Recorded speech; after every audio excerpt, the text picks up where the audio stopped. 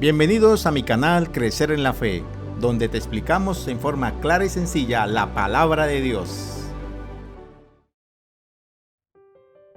Crecer en la Fe presenta la Escuela Sabática, temas en el Evangelio de Juan. Lección número 9. La fuente de la vida. El texto para memorizar es Juan capítulo 14, versículo 6. Yo soy el camino, la verdad y la vida. Nadie viene al Padre sino por mí.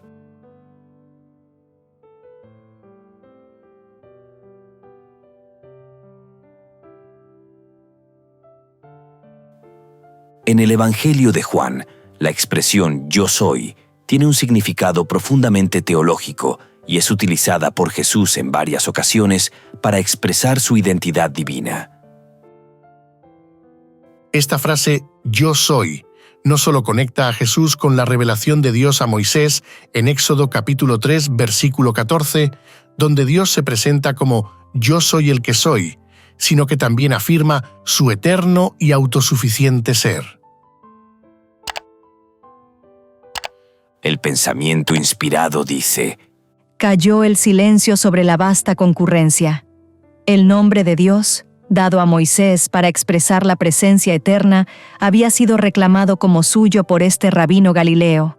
Se había proclamado a sí mismo como el que tenía existencia propia, el que había sido prometido a Israel, cuya procedencia es de antiguo tiempo, desde los días de la eternidad.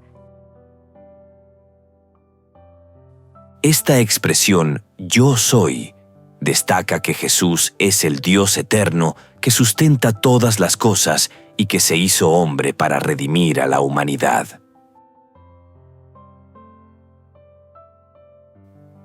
En Juan capítulo 1, versículo 14, se recalca la encarnación del Verbo. Y aquel Verbo fue hecho carne y habitó entre nosotros. Sobre la encarnación del Hijo de Dios se resaltan dos aspectos muy importantes. El primer aspecto, y el Verbo se hizo carne. La forma verbal traducida aquí como se hizo es del verbo griego ionomai. El verbo griego ionomai significa llegar a ser y está en tiempo aoristo, tiempo pasado. Este tiempo en el griego implica una acción puntual en el pasado. El mensaje claro es que en el devenir del tiempo pasado desde la perspectiva de Juan, Cristo, el Verbo de Dios, llegó a ser algo que no era antes de su encarnación. Dios el Hijo ahora posee dos naturalezas, la divina y la humana. Estas dos naturalezas estaban misteriosamente combinadas en una persona. La divinidad estaba revestida con la humanidad, no había sido sustituida por ella.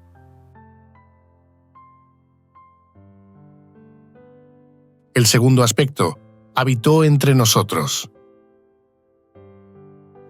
Aquí se está utilizando la palabra griega eskenosen, habitó, que implica la idea de poner su tabernáculo, recordando el santuario en el desierto donde la presencia divina moraba entre su pueblo.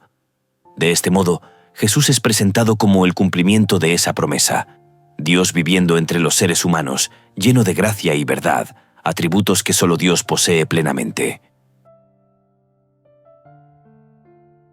El uso de los yo soy a lo largo del Evangelio tiene un propósito claro. ¿Sabes cuál es ese propósito? Es revelar aspectos específicos del carácter y la misión de Jesús. Entre los aspectos más destacados del carácter y la misión de Jesús, encontramos: Primero, yo soy el pan de vida. Jesús se identifica como el único que puede satisfacer plenamente las necesidades espirituales de la humanidad. Segundo, yo soy la luz del mundo. Jesús ofrece iluminación espiritual y salvación, librando del pecado y la oscuridad moral. Tercero, yo soy la puerta. Jesús es el único acceso a la salvación y al redil de Dios. Cuarto, yo soy el buen pastor. Destaca su cuidado personal por sus seguidores, al punto de dar su vida por ellos. Quinto, yo soy la resurrección y la vida. Jesús tiene el poder sobre la muerte, asegurando la resurrección de los creyentes. Sexto, yo soy el camino, la verdad y la vida. Jesús es el medio exclusivo para llegar al Padre y experimentar la verdadera vida espiritual. Séptimo, yo soy la vid verdadera. La conexión vital con Jesús es esencial para dar fruto y vivir en comunión con Dios.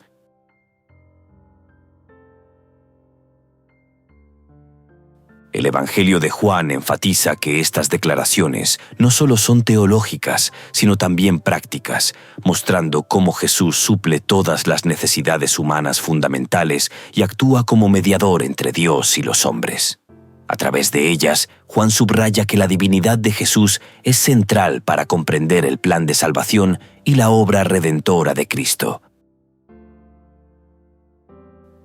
En este video y en las diferentes secciones, continuaremos estudiando la revelación de Dios que nos ofrece Juan.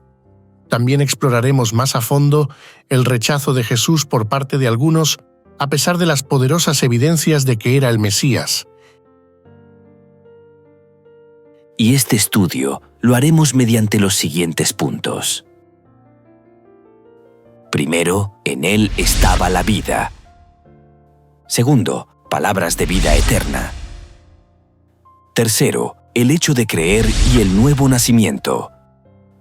Cuarto, rechazar la fuente de la vida.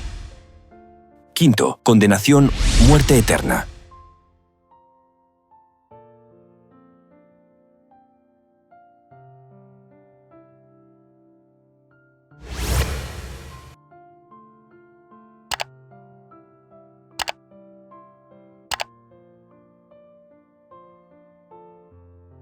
En él estaba la vida. Juan capítulo 1 versículo 4. En él estaba la vida, y la vida era la luz de los hombres.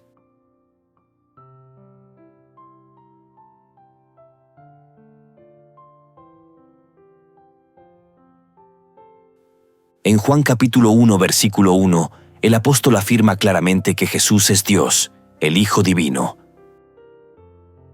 En el principio era el Verbo, y el Verbo era con Dios, y el Verbo era Dios. Por consiguiente, en Juan capítulo 1, versículo 4, en él estaba la vida, y la vida era la luz de los hombres. La referencia a la vida aquí tiene que ser la vida divina, la autoexistencia eterna subyacente. Puesto que él tiene vida en sí mismo, puede entregar su vida y volver a tomarla, y por la misma razón puede dar vida a quien él quiera. Este versículo 4, en él estaba la vida, y la vida era la luz de los hombres, se refiere a dos aspectos fundamentales de la naturaleza y misión de Cristo. El primer aspecto, la vida; el segundo aspecto, la luz. Ambas son características esenciales de su ser divino y de su papel como salvador de la humanidad. En cuanto al primer aspecto, en él estaba la vida, podemos decir lo siguiente. El término vida proviene del griego zoe, aparece 36 veces en el Evangelio de Juan. Aquí Juan se refiere a dos cosas. Primero, se refiere a Cristo como fuente de vida. Segundo, se refiere a la vida como un atributo divino. Cristo como fuente de vida.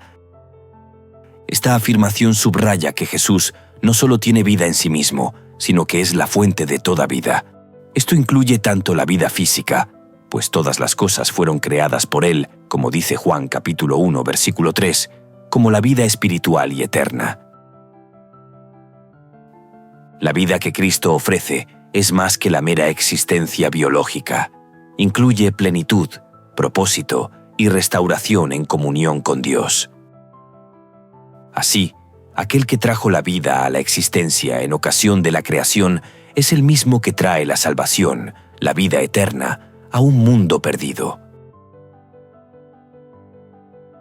Sobre la vida como un atributo divino, aquí se señala la naturaleza divina de Cristo, porque solo Dios tiene vida inherente. Porque como el Padre tiene vida en sí mismo, así también ha dado al Hijo el tener vida en sí mismo.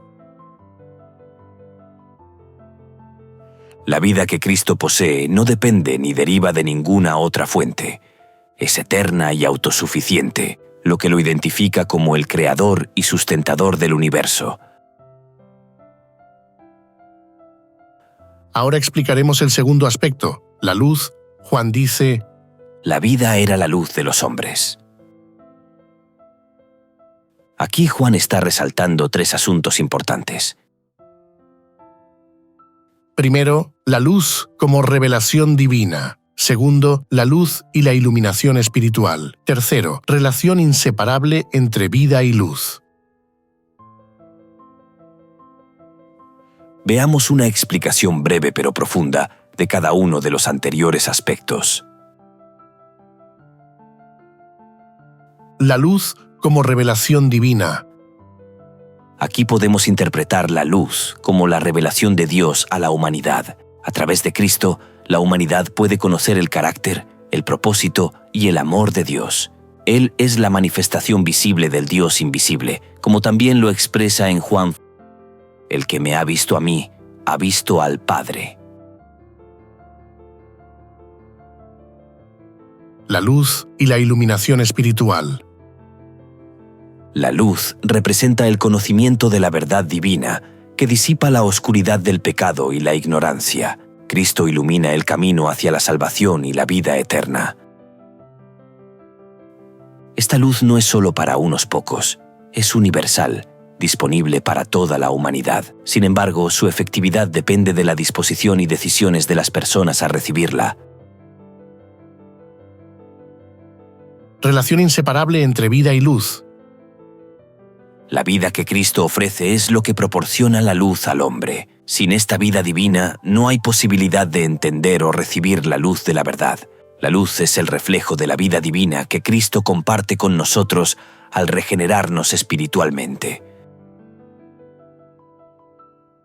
A continuación, leeremos algunos textos bíblicos y responderemos la pregunta: ¿por qué vino Jesús a esta tierra? El siguiente día vio Juan a Jesús que venía a él y dijo: He aquí el Cordero de Dios, que quita el pecado del mundo. Porque de tal manera amó Dios al mundo, que ha dado a su Hijo unigénito, para que todo aquel que en él cree no se pierda, mas tenga vida eterna. Y esta es la voluntad del que me ha enviado, que todo aquel que ve al Hijo y cree en él tenga vida eterna, y yo le resucitaré en el día postrero. El ladrón no viene sino para hurtar y matar y destruir. Yo he venido para que tengan vida y para que la tengan en abundancia. Ahora está turbada mi alma, ¿y qué diré? Padre, sálvame de esta hora, mas para esto he llegado a esta hora. En los anteriores textos encontramos las principales razones por las cuales vino Jesús a este planeta Tierra. Según Juan, capítulo 1, versículo 29, Jesús vino para quitar el pecado del mundo como el Cordero de Dios. Este texto señala su papel como el sacrificio perfecto, prefigurado en los sacrificios del Antiguo Testamento, para redimir a la humanidad de la culpa y las consecuencias del pecado. En la expresión que quita el pecado del mundo, el verbo quitar no solo se refiere al perdón del pecado, sino también a la eliminación final del pecado y sus efectos. Según Juan capítulo 3 versículos 16, Jesús vino por amor a la humanidad. Este versículo destaca que su misión fue motivada por el amor infinito de Dios, quien envió a su Hijo para dar vida eterna a quienes creen en Él. Su venida fue un acto de gracia para salvarnos del destino de la muerte eterna y ofrecernos un futuro glorioso. Según Juan capítulo 6 versículos 40, Jesús vino para hacer la voluntad del Padre, que es dar vida eterna a los creyentes y asegurar la resurrección futura. Jesús vino para hacer la voluntad del Padre, que es dar vida eterna a los creyentes y asegurar la resurrección futura. Esto subraya que la misión de Jesús no fue autónoma, sino que estaba en completa armonía con el plan de salvación diseñado por Dios. Según Juan capítulo 10 versículos 10, Jesús vino para dar vida abundante. Esto incluye no solo la vida eterna, sino también una vida plena aquí y ahora, marcada por paz, gozo y restauración espiritual. Su misión es traer liberación de las cadenas del pecado, las cargas emocionales y la muerte espiritual, permitiendo a los seres humanos experimentar la verdadera libertad en Él. Según Juan capítulo 12 versículos 27, Jesús vino para cumplir su misión redentora mediante la cruz. Este versículo refleja el enfoque de Jesús en su propósito final: morir por los pecados de la humanidad y reconciliar al mundo con Dios. A pesar del sufrimiento que esto implicaría, Jesús sabía que su muerte era esencial para la salvación. Juan agrega: Como Moisés levantó la serpiente en el desierto, así es necesario que el Hijo del Hombre sea levantado, para que todo el que crea en él no se pierda, sino que tenga vida eterna. Así como la serpiente de bronce tomó el lugar de los israelitas que habían sido mordidos por serpientes, Jesús tomó nuestro lugar, es decir, el de quienes hemos sido golpeados por el pecado. Él, como sustituto, asumió el castigo que nos correspondía a fin de que pudiéramos recibir la vida que le pertenece. Cristo vino a revelarnos al Padre, porque a Dios nadie lo vio jamás. El Hijo único, que es Dios, que está en el seno del Padre, Él lo dio a conocer. Al contemplar el carácter de Jesús, contemplamos el del Padre. El estudio de esta sección nos deja la siguiente aplicación espiritual. Reconocer a Jesús como la fuente de vida y luz nos llama a vivir en una relación diaria y dependiente de Él, quien nos ofrece no solo la salvación y la vida eterna, sino también guía, transformación y propósito en la vida presente. Así como Él vino a quitarnos el pecado y a mostrarnos al Padre, estamos invitados a aceptar su sacrificio, permanecer en su luz y reflejar su carácter al mundo, para que a través de nuestro testimonio muchos conozcan el amor de Dios.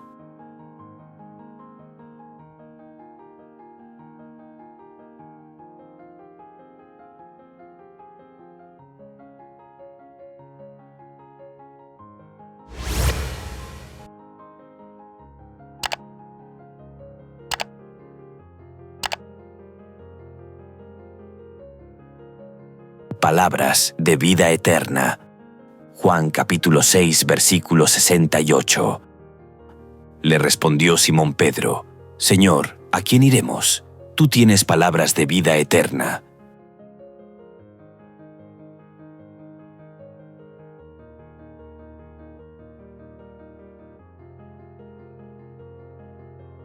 Iniciaremos nuestro estudio leyendo el siguiente pasaje bíblico. Sabiendo Jesús en sí mismo que sus discípulos murmuraban de esto, les dijo: ¿Esto os ofende? Pues qué, si viereis al Hijo del Hombre subir a donde estaba primero. El Espíritu es el que da vida, la carne para nada aprovecha. Las palabras que yo os he hablado son espíritu y son vida. Pero hay algunos de vosotros que no creen, porque Jesús sabía desde el principio quiénes eran los que no creían y quién le había de entregar. Y dijo: Por eso os he dicho que ninguno puede venir a mí, si no le fuere dado del Padre. Desde entonces, muchos de sus discípulos volvieron atrás, y ya no andaban con él. Dijo entonces Jesús a los 12: ¿Queréis acaso iros también vosotros? Le respondió Simón Pedro: Señor, ¿a quién iremos? Tú tienes palabras de vida eterna. Teniendo en cuenta el anterior pasaje, cuando Jesús preguntó a los discípulos si querían dejarlo, ¿cuál fue el significado de la respuesta de Pedro? En este pasaje que estamos estudiando, Jesús confronta a sus discípulos después de enseñarles una verdad difícil de aceptar. Que debían comer su carne y beber su sangre, una referencia simbólica a aceptar plenamente su sacrificio. Muchos de los que lo seguían se escandalizaron y dejaron de acompañarlo. Ante esta situación, Jesús preguntó a los 12 si también querían abandonarlo. Pedro respondió: Señor, ¿a quién iremos? Tú tienes palabras de vida eterna, y nosotros hemos creído y sabemos que tú eres el Cristo, el Hijo del Dios viviente. El significado de la respuesta de Pedro abarca los siguientes aspectos. Primero, reconocimiento de la necesidad espiritual. Segundo, firmeza en la fe. Tercero, compromiso personal. Cuarto, confianza en la autoridad de Jesús. Reconocimiento de la necesidad espiritual. Pedro reconoce que no hay otro lugar donde encontrar la verdad, la esperanza y la salvación. Jesús es la única fuente de palabras de vida eterna. Esta declaración muestra que Pedro comprendió que la enseñanza de Jesús trascendía lo literal y se enfocaba en una relación espiritual con Él como el pan de vida. Firmeza en la fe. Mientras otros abandonaban a Jesús por no entender o aceptar sus palabras, Pedro expresó la fe de los discípulos en Jesús como el Cristo, el Mesías y el Hijo de Dios. Esto resalta que, aunque los 12 no comprendieran completamente el significado de las palabras de Jesús, confiaban en su identidad y misión. Compromiso personal. La respuesta refleja una decisión consciente de seguir a Jesús a pesar de las dificultades o las enseñanzas difíciles. Pedro entendió que apartarse de Jesús significaba alejarse de la única fuente de esperanza y vida eterna. Confianza en la autoridad de Jesús. Al decir que Jesús tiene palabras de vida eterna, Pedro reconoció que el mensaje de Cristo es de origen divino y tiene el poder de salvar. Esto indica que Pedro y los discípulos no solo seguían a Jesús por los milagros, sino porque habían aceptado su mensaje como verdad absoluta. Podemos resaltar que las palabras de Pedro acerca de la vida eterna están conectadas con un tema que recorre todo el Evangelio de Juan. Una concentración de fraseología sobre la vida eterna aparece en Juan capítulo 6, en el contexto de la alimentación de los 5.000. Jesús dice que Él es el pan de vida, lo que significa que su vida, su muerte y su resurrección son la fuente de la vida eterna, de la salvación. La expresión vida eterna y sus equivalentes aparecen al menos 17 veces en el Evangelio de Juan. No se refiere allí a una existencia espiritual, a formar parte de un ser eterno o a algún otro concepto etéreo, sino al poder vivificante que produce salvación y da sentido a nuestra existencia actual y a la vida sin fin cuando regrese nuestro Señor. Así como Jesús se hizo carne, la resurrección de la que Él habla ocurre en el tiempo, en el espacio, en un cuerpo material. Es una resurrección de entre los muertos, una renovación de la vida que una vez tuvimos en el Edén.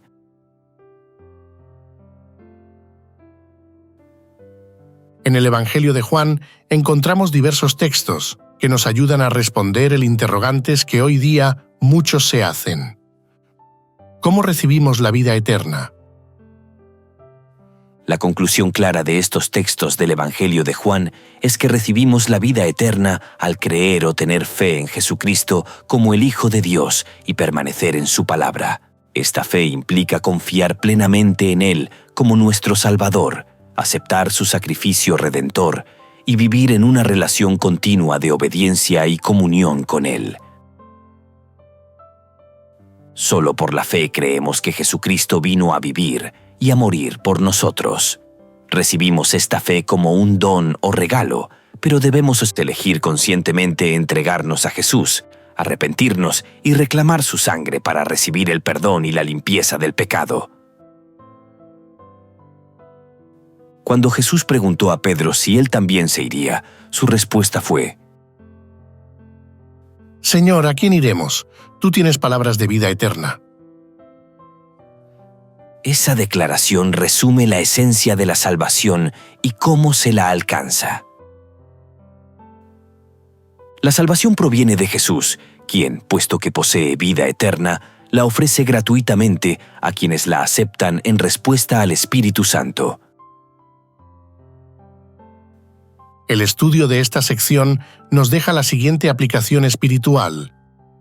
Como creyentes estamos llamados a mantener una fe viva y constante en Jesucristo, confiando en su poder salvador y permaneciendo diariamente en su palabra. Esta relación personal con Él a través de la persona del Espíritu Santo no solo asegura la vida eterna, sino que transforma nuestra vida presente, llenándola de propósito, esperanza y dirección divina.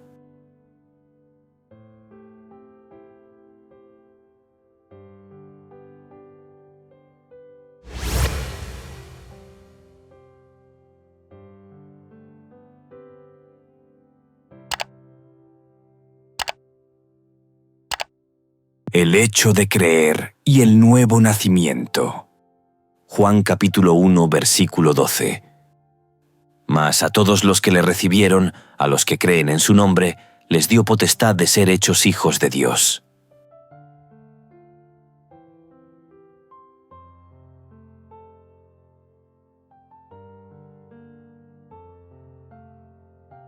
Nuestro estudio de esta sección lo vamos a iniciar leyendo 2 versículos de Juan capítulo 1. Mas a todos los que le recibieron, a los que creen en su nombre, les dio potestad de ser hechos hijos de Dios. Los cuales no son engendrados de sangre, ni de voluntad de carne, ni de voluntad de varón, sino de Dios. Según los anteriores textos respondamos: ¿Qué pasos se describen aquí para llegar a ser cristiano y ser salvo? Juan escribió su evangelio para que creyéramos en Jesús y para que, creyendo, tuviéramos vida eterna en su nombre. Pero éstas se han escrito para que creáis que Jesús es el Cristo, el Hijo de Dios, y para que creyendo tengáis vida en su nombre. En Juan capítulo 1, versículos 12 y 13, este proceso se describe en 2 pasos. Primero, recibir a Jesús. Segundo, creer en su nombre. En cuanto al primer paso, recibir a Jesús, veamos lo siguiente. El verbo recibir proviene del griego lambano, que implica una aceptación personal y voluntaria de Jesús como Salvador y Señor. Este acto no es solo intelectual, sino un compromiso integral con Cristo. Recibir a Jesús significa abrir el corazón para permitir que Él transforme nuestra vida, sometiéndonos a su autoridad y guía. Recibir a Jesús significa nacer de nuevo. Respondió Jesús y le dijo: de cierto te digo, que el que no naciere de nuevo no puede ver el reino de Dios. Respondió Jesús: de cierto te digo, que el que no naciere de agua y del Espíritu no puede entrar en el reino de Dios. Lo que es nacido de la carne, carne es, y lo que es nacido del Espíritu, Espíritu es. Sobre el segundo paso, creer en su nombre, Juan resalta lo siguiente: creer en su nombre equivale a confiar en su carácter, poder y misión redentora. Creer en su nombre implica aceptar su sacrificio expiatorio y su obra como el único medio de salvación. Esta fe es activa y transforma la vida del creyente. Juan resalta aquí que esta confianza, creer en su nombre, no es solo un reconocimiento externo, sino una fe viva que lleva a la obediencia y a una relación con Dios. El comentario bíblico adventista dice: Creer en el nombre de Cristo implica confiar en Él como Salvador y apropiarse de los recursos de salvación que ofrece. La fe no tiene mérito en sí misma, pero es el medio para recibir el perdón y los méritos de Cristo como remedio para el pecado. Creer en su nombre implica que Él nos da autoridad o poder para convertirnos en hijos de Dios. Aquí se describe como el hecho de ser engendrados por Dios. Por lo tanto, hay un aspecto humano y uno divino en la conversión del cristiano. Debemos creer, recibirlo, y estar dispuestos a recibir la luz, pero Él es quien regenera el corazón. Si es Jesús el que regenera el corazón, ser hijo de Dios no es producto de linaje, esfuerzo humano o decisión carnal, sino de una regeneración divina. Esto resalta que el nuevo nacimiento espiritual es obra exclusiva de Dios en la persona del Espíritu Santo, y Dios es quien nos adopta como sus hijos por su gracia.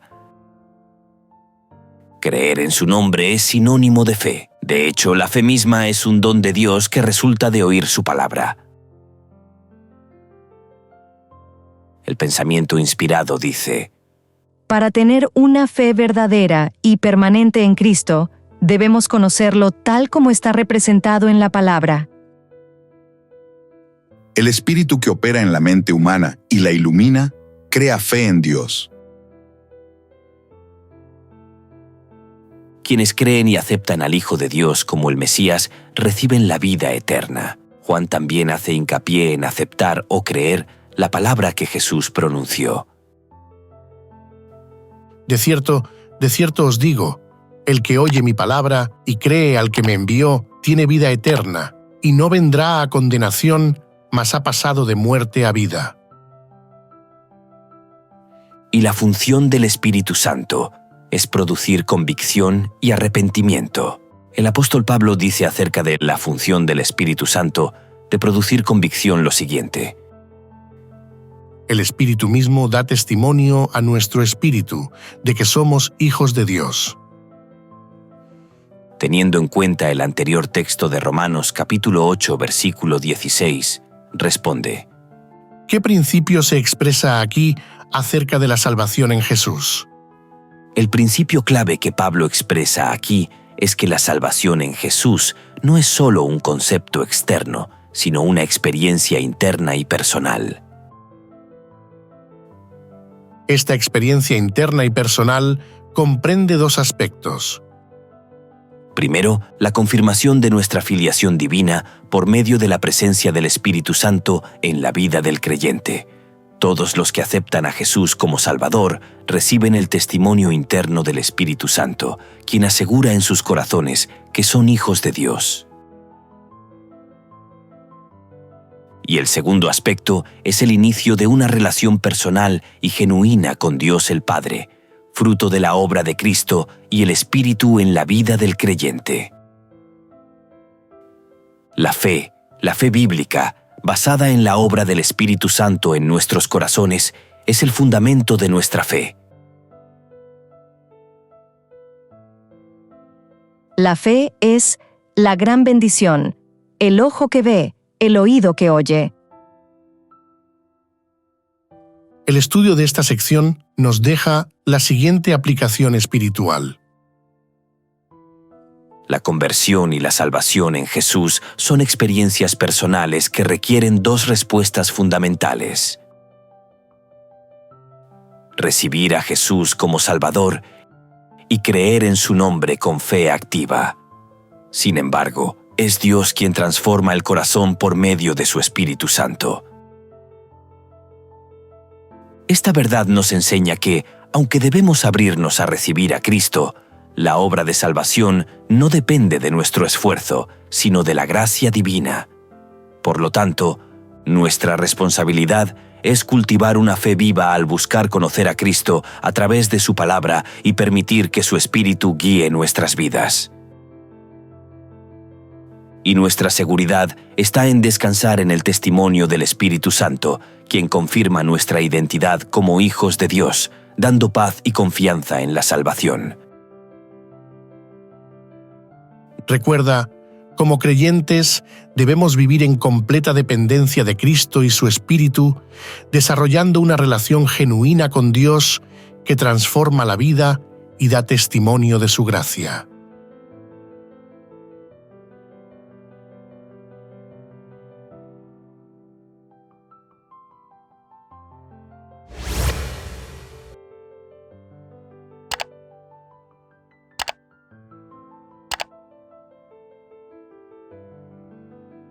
Rechazar la fuente de la vida. Juan capítulo 1, versículo 11. A lo suyo vino, y los suyos no le recibieron.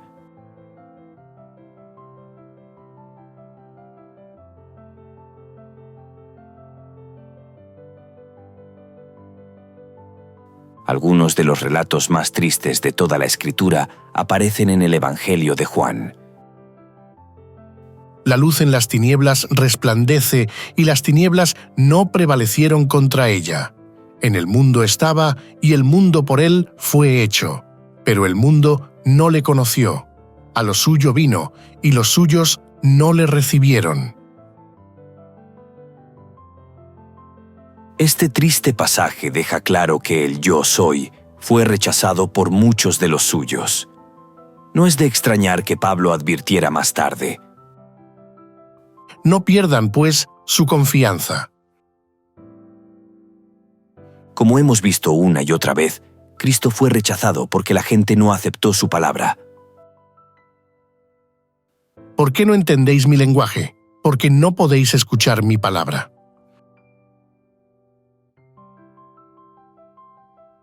Los escritores y teólogos Edward Sinke y Roland Hextad, en su libro La certeza de la segunda venida, escribieron lo siguiente: El modo de pensar humanista contemporáneo comienza con la duda. Las personas cuestionan todo para así poder determinar lo que es verdad. Aceptan como conocimiento seguro aquello que sobrevive al fuego de la interrogación rigurosa, algo en lo cual tener fe. Algunos aplican el mismo método a la Biblia, sometiéndola a interrogatorio desde puntos de vista científicos, históricos, psicológicos, filosóficos, arqueológicos o geológicos, para así determinar qué es verdadero o falso en la Biblia. El método en sí mismo se inicia y construye sobre la desconfianza en la veracidad de las Escrituras. Cristo preguntó: ¿Cuando el Hijo del Hombre venga, hallará fe en la tierra?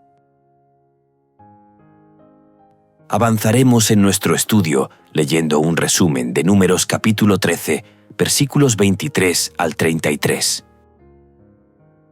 Los espías enviados por Moisés recorren la tierra de Canaán y regresan con un racimo de uvas tan grande que debe ser llevado por 2 hombres, junto con granadas e higos.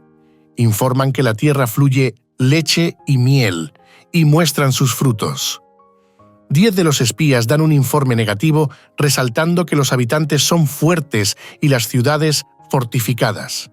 Mencionan a los descendientes de Anac, pueblos como los amalecitas, hititas, jebuseos y amorreos, y al pueblo cananeo, lo que causa temor en la comunidad israelita. Caleb calma al pueblo y los insta a subir y tomar la tierra, confiando en que podrán vencer. Teniendo en cuenta el anterior resumen, respondamos el siguiente interrogante: ¿Cuál fue la diferencia entre los 2 informes de los espías acerca de Canaán? Los espías enviados a explorar Canaán regresan con 2 informes diferentes. Primero, el informe de la mayoría de los espías, 10 de los 12. Segundo, el informe de Josué y Caleb. El informe de la mayoría de los espías tuvo el siguiente enfoque. Se enfocó en los desafíos. Destacaron que la tierra es buena, que fluye leche y miel, pero subrayaron los problemas. Describieron a los habitantes como fuertes y las ciudades como fortificadas y grandes.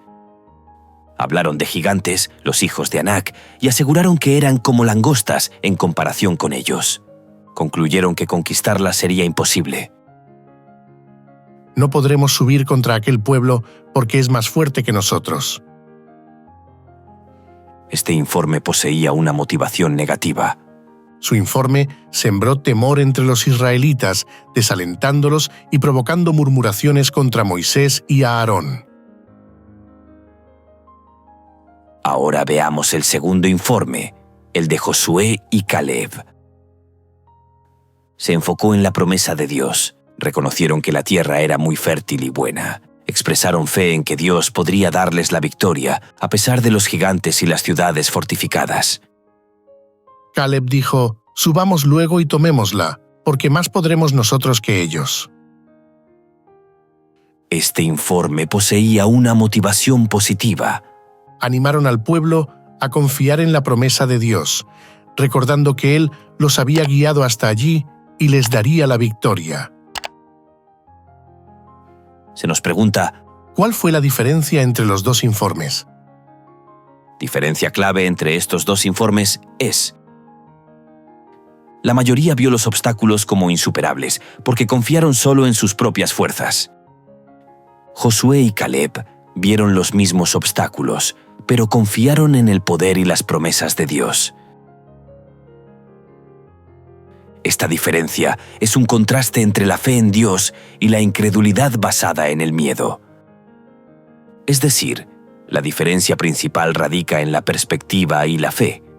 Mientras los 10 espías se enfocan en los obstáculos y expresan temor e incredulidad, Caleb muestra fe en Dios y confianza en su promesa, alentando al pueblo a avanzar y conquistar la tierra prometida.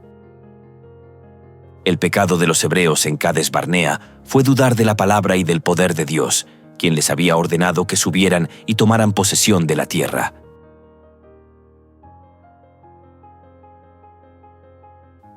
El estudio de esta sección nos deja las siguientes enseñanzas espirituales.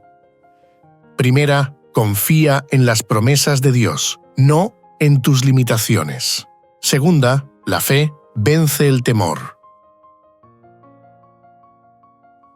Confía en las promesas de Dios, no en tus limitaciones.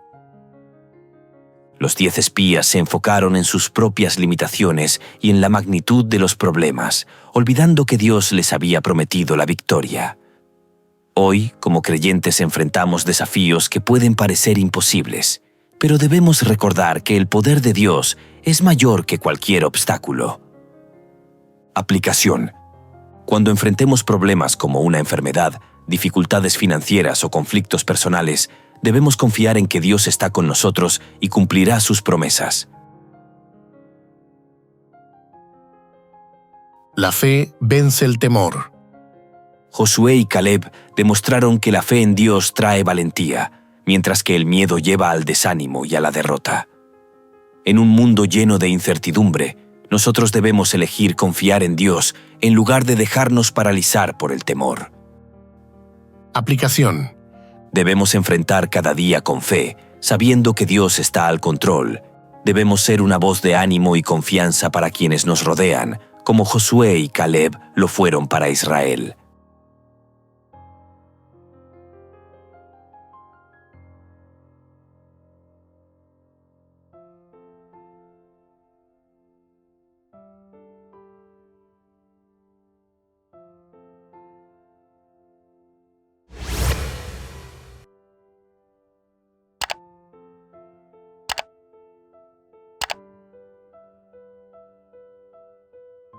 Condenación, muerte eterna.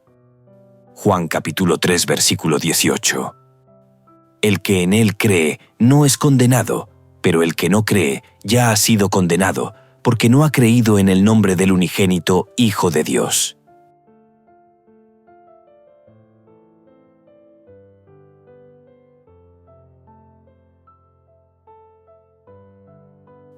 Esta sección la vamos a iniciar leyendo Juan capítulo 3 versículos del 18 al 21. El que en él cree no es condenado, pero el que no cree ya ha sido condenado porque no ha creído en el nombre del unigénito Hijo de Dios. Y esta es la condenación, que la luz vino al mundo, y los hombres amaron más las tinieblas que la luz, porque sus obras eran malas. Porque todo aquel que hace lo malo aborrece la luz y no viene a la luz, para que sus obras no sean reprendidas. Mas el que practica la verdad viene a la luz, para que sea manifiesto que sus obras son hechas en Dios. El apóstol Juan responde una de las preguntas clave de su evangelio. ¿Por qué las personas son objeto del juicio? La razón clave, según el evangelio de Juan, es que las personas son objeto de juicio porque no creen en Jesucristo como el Hijo de Dios y Salvador, como se expresa en los siguientes pasajes.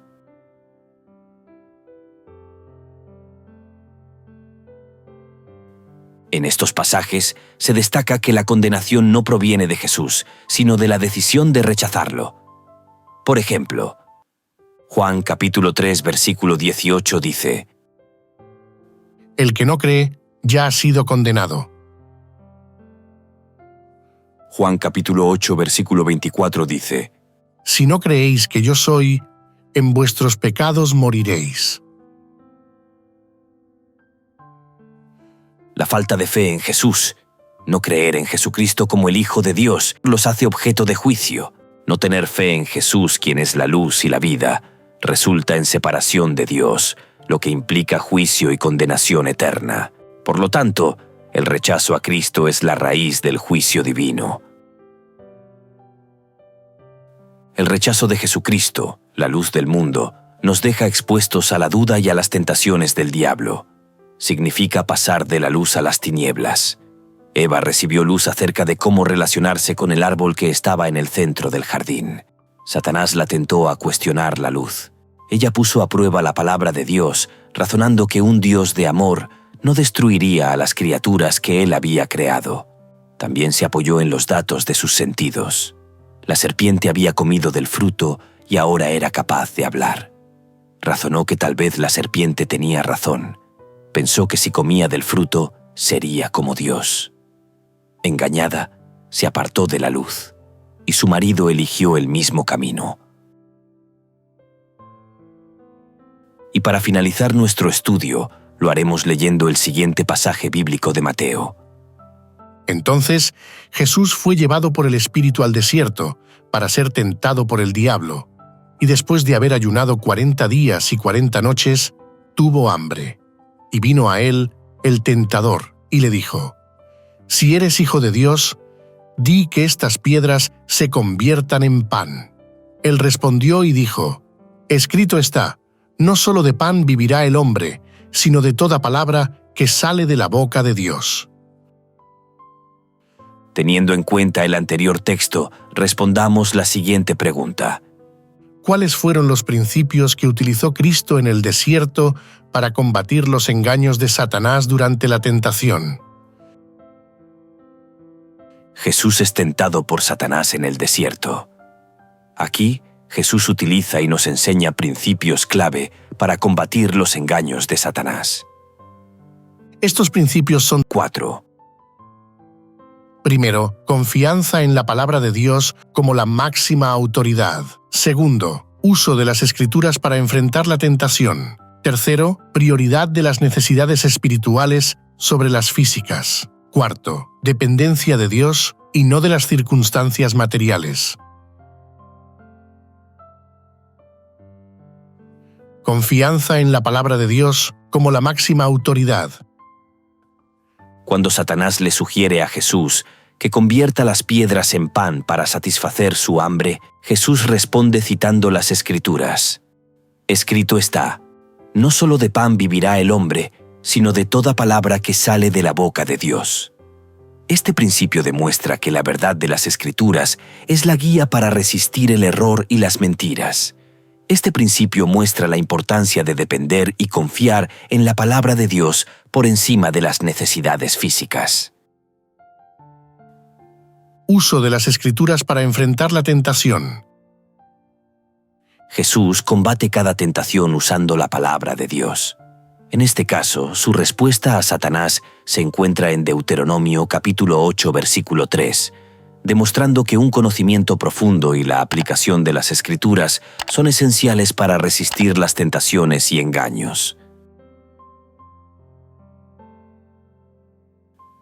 prioridad de las necesidades espirituales sobre las físicas.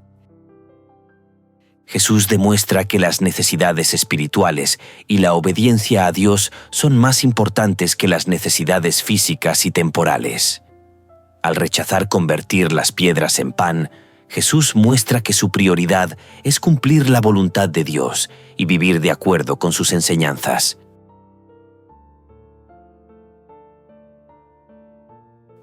Dependencia de Dios y no de las circunstancias materiales. Satanás intentó que Jesús convirtiera las piedras en pan, apelando a una necesidad física. Sin embargo, Jesús afirmó que la vida depende más de la obediencia a la palabra de Dios que de satisfacer las necesidades materiales. Esto muestra una total dependencia del Padre Celestial. Cristo tenía a su disposición la misma herramienta de pensamiento humanista que utilizaron Adán y Eva, los antediluvianos e Israel en Cades Barnea. Podría haberse preguntado por qué un Dios de amor dejaría a su Hijo en el desierto durante 40 días y 40 noches, sin comida ni protección. También podría haber decidido demostrar que era hijo de Dios al convertir las piedras en pan. En lugar de eso, respondió con la palabra de Dios. Operó en el nivel de las cosas celestiales en lugar de hacerlo según los patrones terrenales de pensamiento. ¿Cuán fácilmente podría haber racionalizado su camino hacia una decisión equivocada? Algo que tantas personas, incluso personas de fe, hacen a menudo. El estudio de esta sección nos deja dos enseñanzas espirituales. La primera, la fe en Jesús, nos libera del juicio y de la condenación. La segunda, vivir en la luz, implica someterse a la palabra de Dios. La fe en Jesús nos libera del juicio y de la condenación. Jesús nos enseña que creer en Él como el Hijo de Dios y Salvador es la clave para no ser objeto de juicio. La falta de fe resulta en condenación porque implica rechazar la vida y la luz que Jesús ofrece. Como creyentes debemos poner nuestra confianza total en Cristo, recordando que la salvación es por sustitución, no depende de obras ni de méritos personales, sino de aceptar su sacrificio y caminar en la luz que Él proporciona.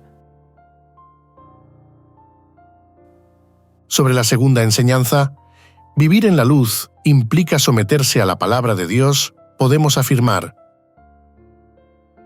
que Jesús mostró, tanto en el desierto como en su vida, que la obediencia a la palabra de Dios es esencial para resistir las tentaciones y no caer en el engaño. Rechazar la luz significa preferir las tinieblas, lo que conduce al juicio. Como pueblo remanente, debemos estudiar profundamente y aplicar la Biblia en nuestra vida diaria para caminar en la verdad y enfrentar las pruebas con fe, evitando racionalizar el pecado o justificarse con pensamientos humanos. Crecer en la fe les invita y les motiva a seguir estudiando las Sagradas Escrituras a través de este material. Y recuerde suscribirte a nuestro canal, comentar, compartir, activar la campanita y darle like. Esto será de gran ayuda para el crecimiento de nuestro ministerio y así poder llegar a muchas personas más. Muchas gracias por tu apoyo. Dios te bendiga.